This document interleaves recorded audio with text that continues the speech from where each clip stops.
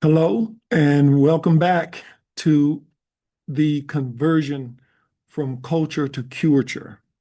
I want to first start by thanking those of you who participated in our session this past Wednesday. As always, it is so much fun and such a delight to speak with so many brilliant people with such passionate views and such brilliant insight. I want to thank you because, as you all know, my perspective and my position in our conversations is to be a voice, be your voice, and also to help bridge some understanding between your voice, opinion, views, and understanding, and that of what evidence, information, science has for us. So today we're going to talk a little bit about the Industrial Revolution as it relates to our topic of the conversion. We'll continue to march through the idea that the culture we have embraced and the culture we live in may not be the healthiest environment for us.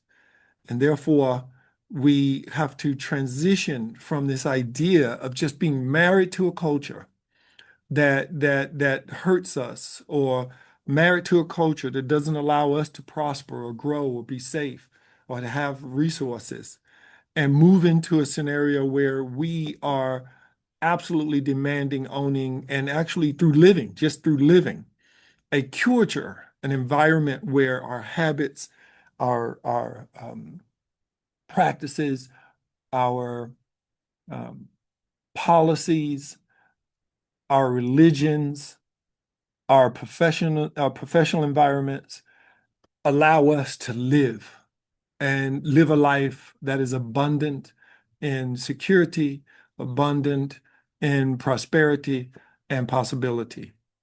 So yeah, that's what we do here. That's what we talk about. This idea from culture to culture is, and I know I'm repeating myself, but it definitely just is justified that we have to do something. We are at a pivotal point again in human evolution and in societal change, and it is very important that we act accordingly. So when we talk about the Industrial Revolution, I'm going to focus on a few aspects as I usher us through this journey, just through general observation. Clearly on YouTube and other channels and other pathways of how we gain our information through other sources or what have you, media or what have you, and libraries, if those are a thing anymore, right? Um, we have this disconnect between our understanding of the where we're going and our appreciation of where we've been, what has happened. Clearly, history is a absolute requirement in our moving our minds into the new space. We have to understand historical context. When we forget what happened in our history, when we forget our identity, when we forget how things were, it's very difficult to have a solid footing of perspective. It's very difficult to prevent traditional or historical tragedies from happening again because you don't see the signs. You didn't see it coming. You were just living it all over again. And as a species, that should be obsolete because humans clearly have the intellect, the resources to make certain we recall from where we come and leverage that knowledge to go forward. So this is a little bit of a reminder. We're going to reflect a little bit about where we came from as we move into the Revolution conversation. And I'm going to challenge you to think about uh, days past, either in your own experience, your life, that in your environment, in your community, or maybe what you've read. or what you've seen, what you imagine. So some time ago, people were able to support one another through by way of services they provide or products they produce or make. It's even better in this case. I like the term make better than produce, right? Um, and that gave them an identity, a role, a product, if you will, that the rest of society viewed them through. Let's take, for example, any type of craftsman. In fact, I don't want to get too specific, blacksmith, weapons maker, clothing designer, what have you. Um, People who had an ability to create something that other people wanted and provide it to them, perhaps for pay or what have you. And that person who provided that product was judged by the value, the quality of the product they made. Um, and that seems kind of strange these days, right? The idea of craftsmanship has really transformed, um, and it has really been pushed into corners of our minds, corners of society, and really kind of smashed into the idea of just artistry, craftsmanship in the music we make, or some pottery, if you will, or even in how we conduct ourselves. We're thinking of it as a craftsman's work and maybe a literature in the way they recite it or what have you. But some time ago, that was pretty much par for everybody. Whatever you did, whatever service you supplied, whatever uh, thing that you made, your craftsmanship showed up in your work. And your work is what made you interesting to other people because they wanted your product. They either believed it was high in quality because you took the time to make every stitch, or you took the time to learn your field of your topic, or you took the time to shape or mold whatever you were making. And in most cases, through that process, the material you use, the time it takes, you produced something of higher value in comparison of today's products, and better made because it was made by hand. And by hand, those stitches count. You know what you're doing. And it's intentional. So I hope in the way that I'm trying to contain my passion without running too fast. I want to speak at a pace that can help you reflect and recall an experience, or even just think about what that could be like. Perhaps you are younger and don't recall a scenario where grandma made dresses or even baked pies, or dad worked at a place where he crafted something.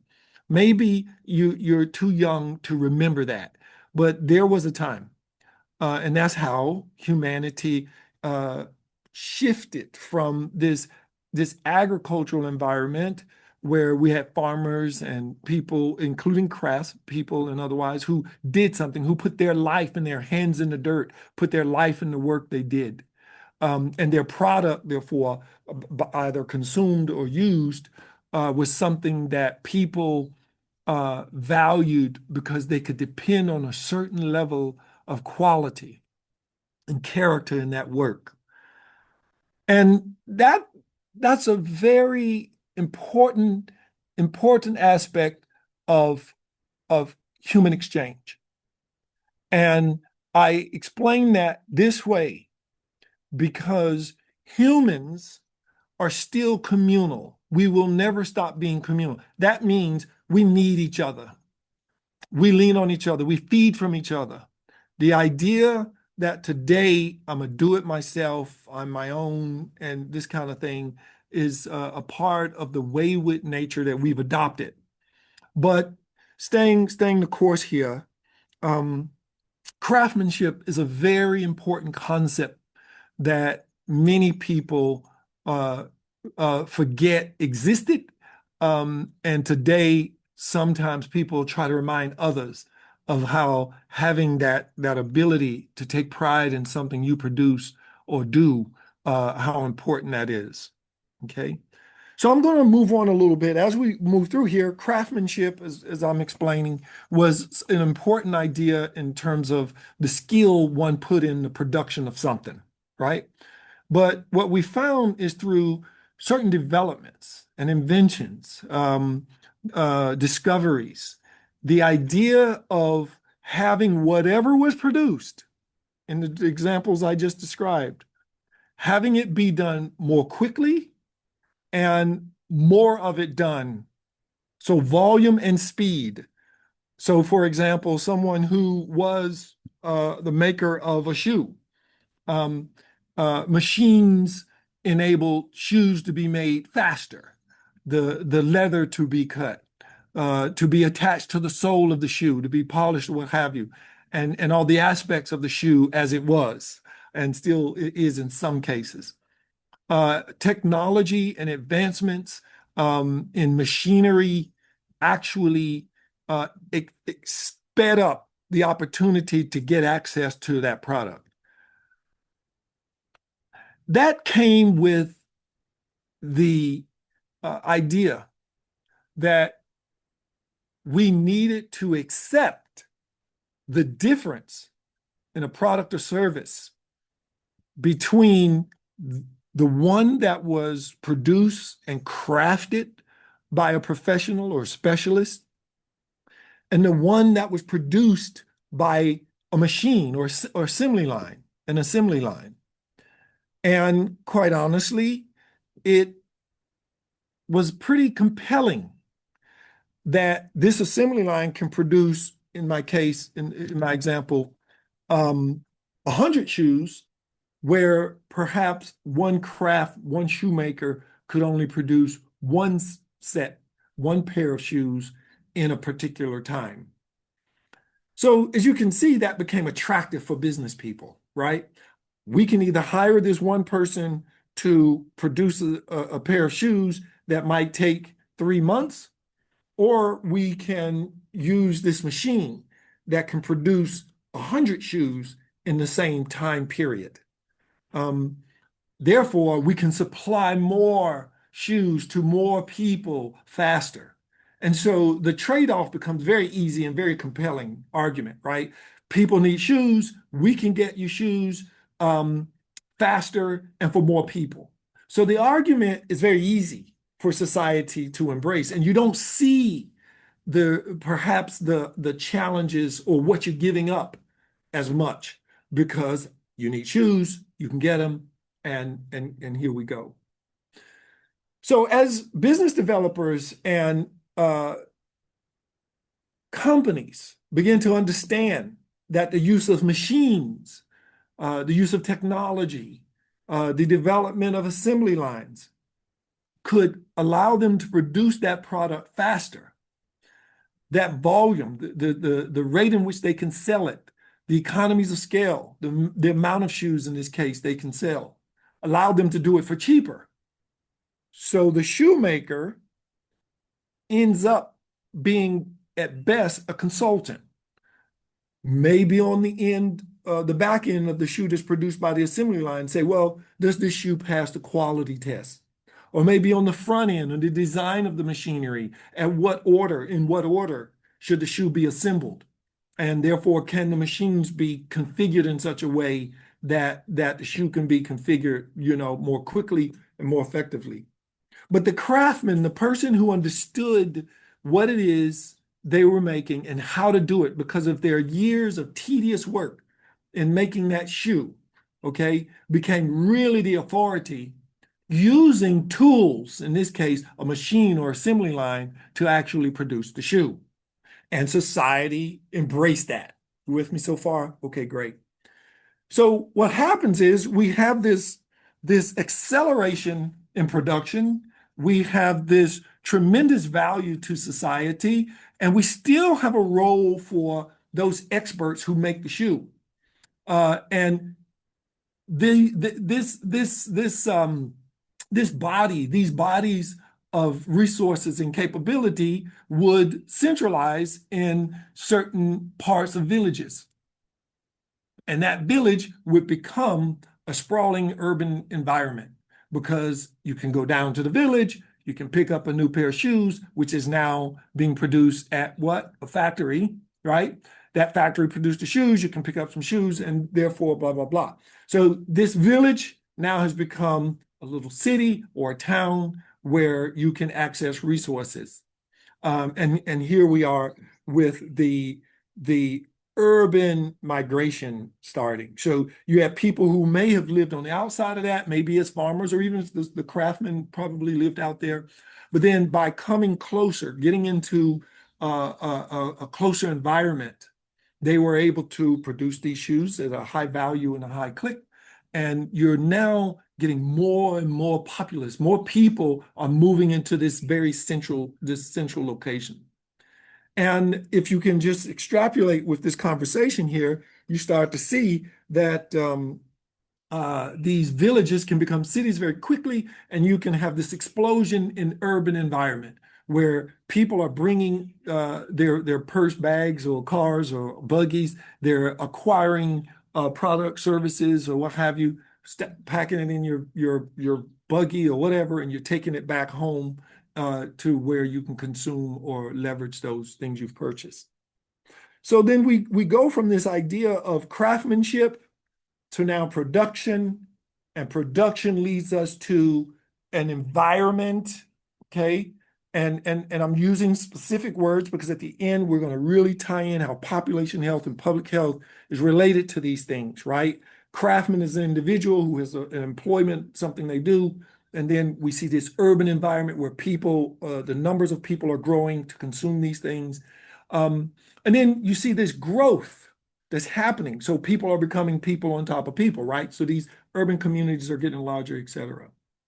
Well, of course, as mankind would have it, we have this abuse that happens anytime any of this is happening. You got a craftsman who be exploited. You have good and bad in the production environment where the people you hire and the factories you build, the permission to build it, where you do it, who you're going to employ, all these things become questions. They become relevant parts. And then society moves as this is moving, as society is changing to install policies and various things to help protect and provide guardrails as this development is taking place during the Industrial Revolution, right?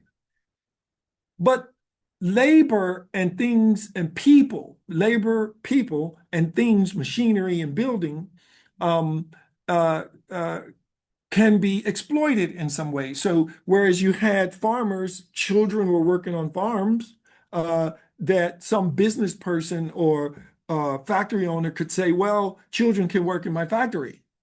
They'll be cheap, they'll be easy to control, and they can fit in small places when there's a breakdown on one of the machines or something. We can have a 5-year-old climb up there and unjam the cog or what have you. So you had this abuse that became a reality in a lot of ways, right? Um, uh, but unfortunately, child abuse, child labor, child labor became one of them. So now you have employers employing children to work in factory environments that might be dangerous, right? Even for a child, right? Or for an adult, that is. The machinery itself can be dangerous. It can have needles that stitch in the shoe. It could potentially puncture a kid whose hand is in the way.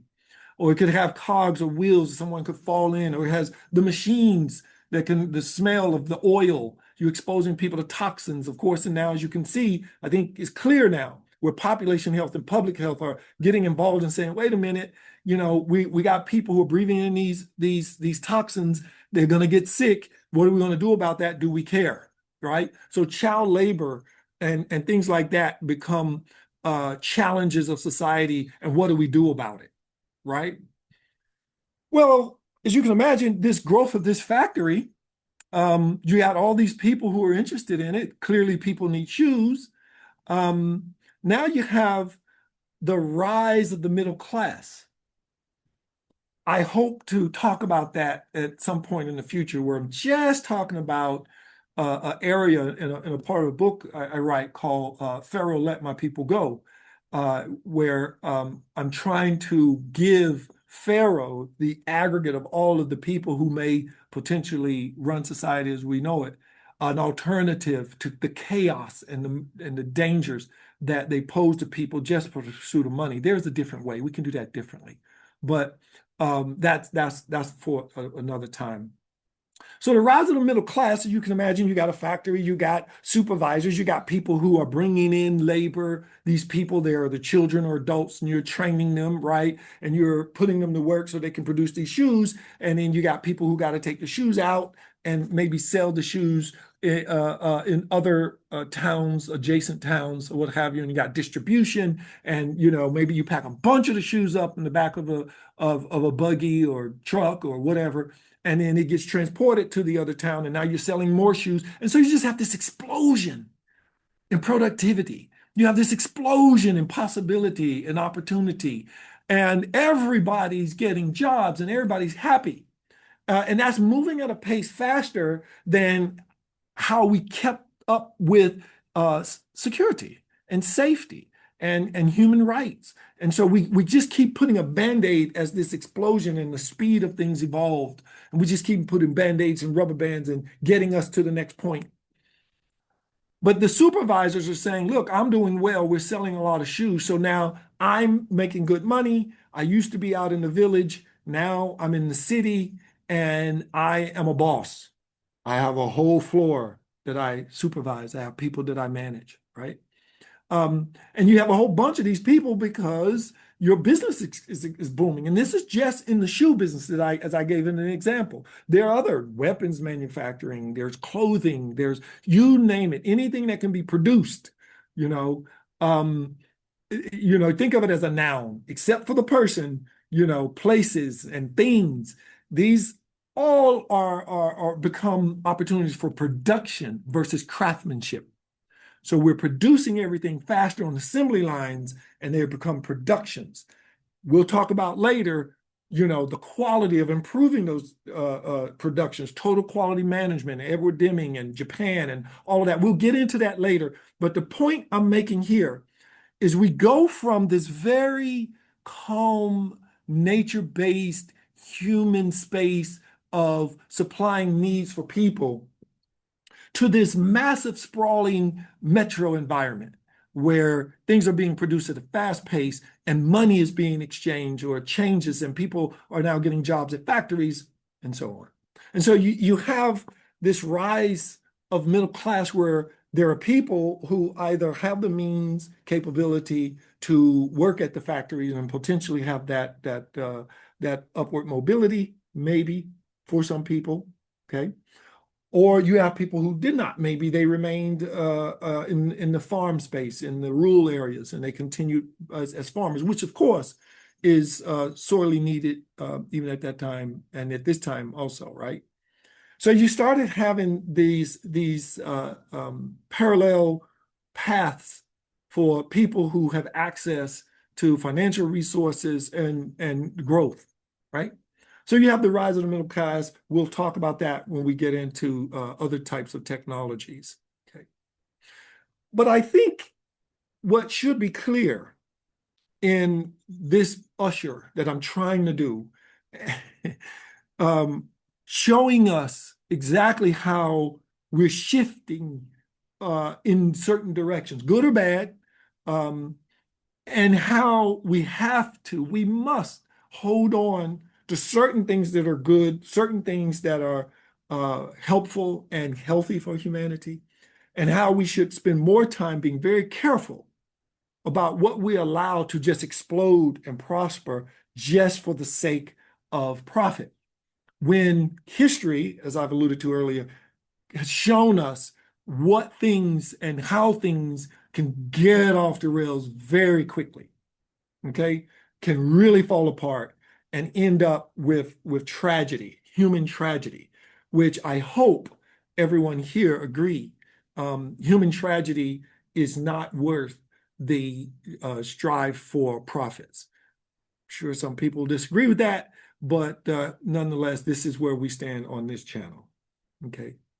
So what we see is a complete shift from this village-based rural environment to this highly urban industrial environment.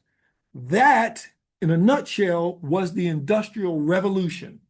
This revolution of change from the way you lived to how you live today.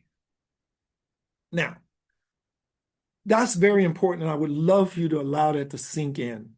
Take some time and ponder that. It'll give you context. It'll help you really understand what's happening today and why curature is so important. Why we must be intentional in how we structure our society, how we gain access to the things and the things we use and the things we allow. And guess what? It's in your control. You are not out of control related to this. You control exactly what happens in your life, how it happens, what you allow in your life. You don't have to embrace it just because society does it. You can say no, and no means no. And as a dear friend of mine has said, it's a complete sentence. You just have to decide what your values are. You have to decide what you will allow to be. You have to decide, do I want a shoe, perhaps some level of quality produced by this production, or do I want the shoe that's handmade by a craft person that we know is good? The choice is yours. There are probably still craft people out there who make shoes. I'm pretty sure there are. Of course, most shoes are made through production, and you have access to both, right? But you have to decide where your acceptance is. I am proposing that you adopt life, access to resources, health, your relationship with your family, friends, and others. You prioritize those things as truly topics worthy of your time to ponder. And then live your life based on your choices. Now, as I wrap up, I'll say this. We are there again. We're seeing a massive shift. And we just talked about the Industrial Revolution in a very crude, quick way. But we are in a technology day, a day of technology, rather, where AI is presenting itself as the next revolution. There are so many things to consider here. Just as during the Industrial Revolution, there were people that controlled the factories and there were supervisors and there were the actual purpose of the factory itself that existed and was controlled by people, smaller number of people, but people no less. AI is the same. AI is not its own thing. AI is not something that's invaded Earth. AI did not crawl out of the ocean. AI is the production and the creation of smart people who are, some have well-intended, some absolutely not, who've developed this tool, no different than the machine and the assembly line that made shoes, a tool that can produce content, that can compute information at a rate that was previously unthinkable, that enables some of the machines that make shoes, that can enable your life in many ways. But nonetheless, it's still a creation of mankind, controlled by mankind, by people, and you need to decide if you trust those people in what they've created and what their intent is for you and the use of this tool. So AI is replacing cognitive labor. That's the labor where someone is thinking through the steps to take. How should this assembly line be assembled? How should we make the shoes? In what order? AI is going through that analysis so quickly. I know we're at the quantum speed with that, and I'm just about done if you bear with me. Just a few moments more. I know I'm out of time. Thank you for your patience. AI is able to compute and analyze those options much faster. But AI is still a computation. It is still computing data that's put into it or available to it. That data could already be flawed, wrong. It could be designed such that it is gathering data in the wrong way. How is it building algorithms? We clearly see even podcasters and other manipulating how algorithms are placed in front of us. So I'll stop there because we're going to have several sections about AI. Today, we wanted to review this as we move along this line. We're only in episode 2 for the conversion from culture to curature.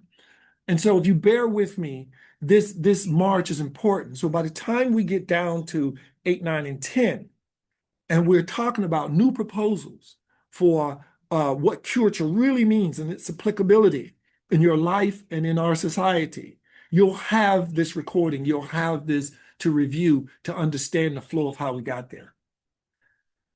I thank you for your time. I thank those of you who participate in our working session that gives me the information. As I've said a number of times, I think we all know now, I try to refrain from my own personal opinion, and I try to let data and let evidence really direct what we see. I'm true to the scientific method and the idea that we have to test information and we have to look at it empirically and clearly so that we can be objective in our findings or our views, so that we can get findings that are legitimate and trustworthy. Last thing I'll say is I'm going to start doing surveys because I know many of you either text me or email you. I so appreciate your participation. I appreciate your activism in the work that we're doing here. But in order for me to capture it all, I mean, sometimes I'm with my daughter, right? And I want to make certain that I'm getting your views and I'm including them in what we're developing in terms of representing your voice in this conversation. I'll start doing surveys and I'll ask if you'd please do the survey and let me pull the information aggregate the information from the surveys so that, because I can't keep up with your texts and emails. Until next time, it's always a pleasure. Be safe, be well, and I'll see you next time.